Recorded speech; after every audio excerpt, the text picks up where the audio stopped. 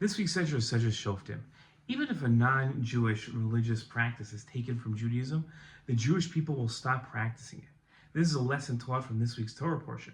We learn the lesson from the prohibition of the one stone altar, and it teaches a fundamental lesson about the entire Torah. Two psukim in this week's Torah portion explain, "You shall not set up a sacred post, any kind of pole besides the altar of your God that you may make, or erect a one-stone pillar, for your God detests a one-stone pillar." In his commentary to this pasuk, Rashi explained the reasoning behind the prohibition of a one-stone altar. Rashi explained that God forbade the one-stone pillar because it was a religious ordinance among the Canaanites.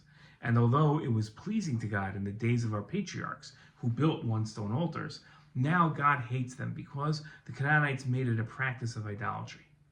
The Ramban expanded on Rashi's commentary when he wrote that Moshe explained, God desires altars excluding the one-stone altar.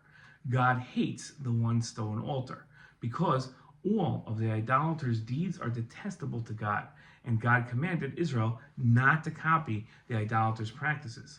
In the days of Yaakov, however, the prohibition of "you shall not follow their ways" had not yet been commanded, and Yaakov used the one-stone altar in worshiping God, as was the custom of those who worshiped God in Yaakov's times. Now, God detests idolatrous practices, and the one-stone altar is an example of the idolatrous practices that God hates. Non-Jews are equally forbidden to practice idolatry, so why aren't non-Jews forbidden to worship God with a one-stone altar?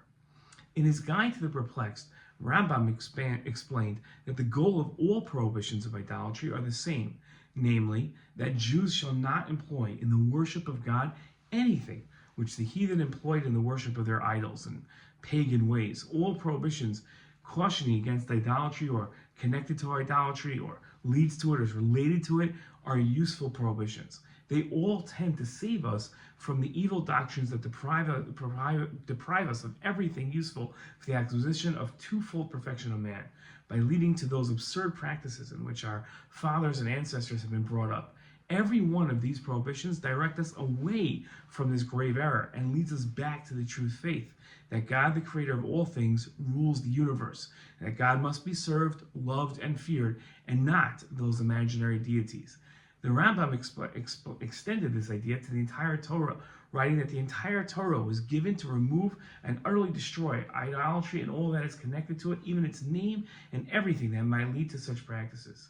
The law prohibits us to imitate any heathen in any of these deeds, and of course to adopt them entirely. It is distinctly said in the Torah that everything which idolaters consider a service to their gods as a means of approaching them is rejected and despised by God.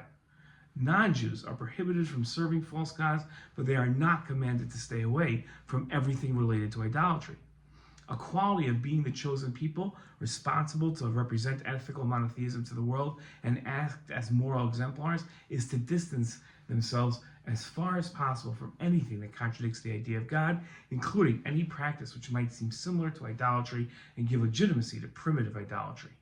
Jewish people must be pristine in all of their actions, always cognizant of their unique role of representing God and truth in the world, and therefore, different than Gentiles, we must distance ourselves from many different things. Shabbat Shalom.